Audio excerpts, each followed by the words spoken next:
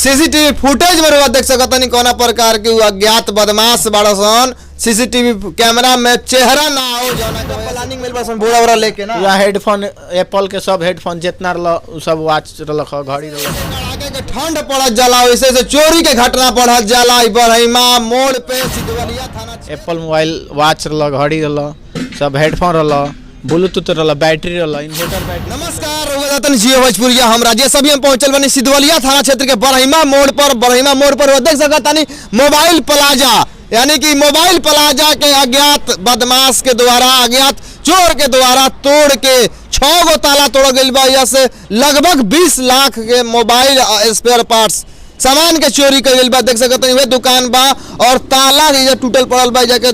दुकानदार बनी से बात करम कैसे का घटना भइल। ये हमने 7 बजे दुकान बढ़ा उड़ा के चल गए सन। सुबह में फोन आयल जे ताला वाला सेटर उटर काट दिल वालो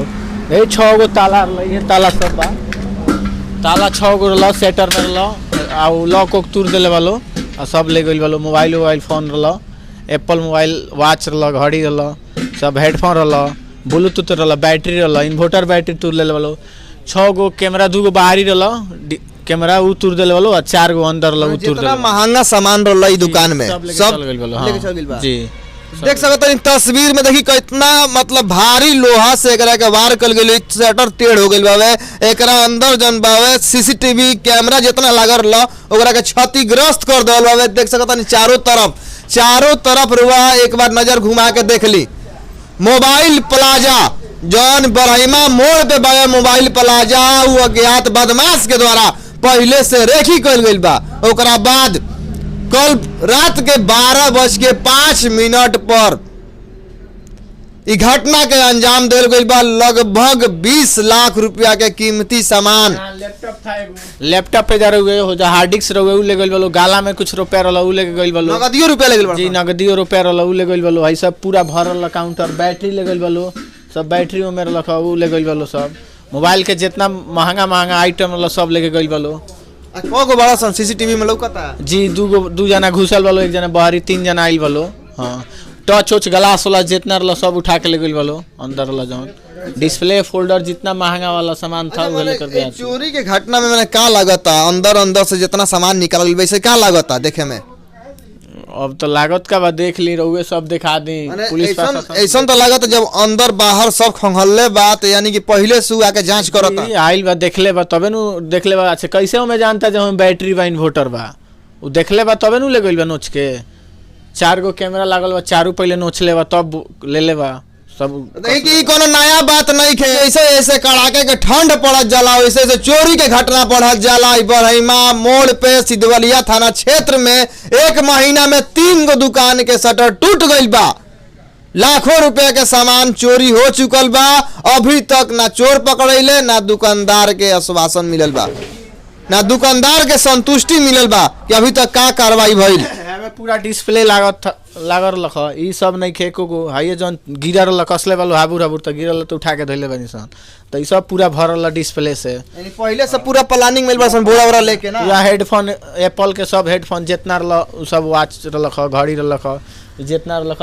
पूरा ग्लास भर रहा तू पूरा दामिल वाला उ आधा लेके चल गइल वालो हई सब छोटका नॉर्मल छोड़ दिल वालो। कब दुकान के उद्घाटन भइली ये 9 के भई रहे अगले महीना में 9 तारीख के अभी महीना ना 1 महीना में अभी 2 दिन कम बा और लगभग 20 लाख के सामान गायब हो गइल बा।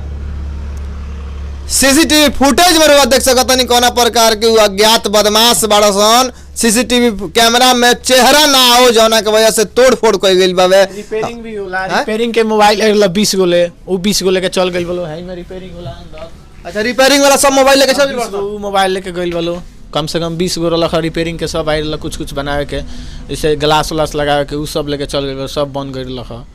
उलो लेके चल। मोबाइल प्लाजा के दुकानदार के तो साफ जान मार देल होलसेल खुलल लब के दुकान ये 9 तारीख के उद्घाटन भइल अगिला अभी महीनो ना लागल महीना में 2 दिन बाकी बा आज 7 तारीख है महीने ना चलल तले। अच्छा एकरा पहले या को बार चोरी हो चुकल बा 1 महीना के अंदर ए जा 1 महीना के अंदर आसे पास में 2 दिन पहले भरल हो रोड में सुपौली लक्ष्मी मोबाइल भरल लक्ष्मी मोबाइल खाली मोबाइले दुकान के निशाना बा मोबाइल के निशाना बा आई लो रहला पुलिस पास आरम तो बस हो जालो सुतर रहला आराम से है ना आ झूठो के बराइलन त कलन आइरम ही देखले बानी हैंगा होंगे बतियैले हन बाकी सुतर रहले हो जा जिनकर एजा एथी बा चौकीदार एजा बाड़न। अच्छा हाँ। देखी चौकीदार एजा के जन बाड़े एरिया के सुतर रहले यही से 1 महीना में कई गो दुकान के ताला टूट चुकल बावे का जी कई गो दुकान के ताला टूट गइल 3-4 गो दुकान के ताला टूटले बा ए जिन